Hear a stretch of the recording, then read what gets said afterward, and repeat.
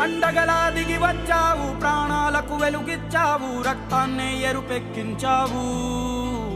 రైతన్నా మీకోసం అనే రైతుల సమక్షంలో జరుపుకుంటున్నాం. ఎప్పుడు సమస్య ఉంటుంది, రైతుకి సమస్య లేదని చెప్పడానికి ఎవరికి దమ్ము ధైర్యం ఈ భూమి మీద ఉన్న వాళ్ళు ఎవరికి ఉండదు. ఖచ్చితంగా రైతు పుట్టినప్పటి నుంచి విత్తనం వేసినప్పటి నుంచి పంట చేతికి వచ్చేంత వరకు అన్నిత్యం సమస్యలతోనే ఉంటాడు.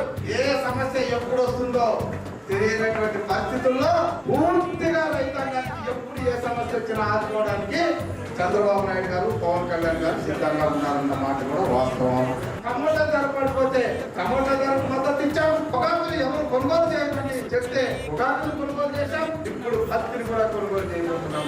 ఏది కూడా వదలకుండా, ఒక్క క్వింటాల్ కూడా వదలకుండా, ఒక్క కేజీ కూడా వదలకుండా మొత్తం తీసుకునే బాధ్యత ప్రభుత్వాన్ని. ఇప్పుడు మా చామలగూడ లాంటి గ్రామంలో ఏదైనా అడిగితే వెంటనే ఇస్తానని చెప్పడానికి దమ్ము ధైర్యం ఇచ్చినటువంటి చంద్రబాబు నాయుడు గారు ప్రభుత్వంలో ఉన్నాం. మేమేమైతే చెప్పామో అవన్నీ చేసిన తర్వాత అది చంద్రబాబు నాయుడు గారికి ఉన్నటువంటి రాజకీయ పరిజ్ఞానం.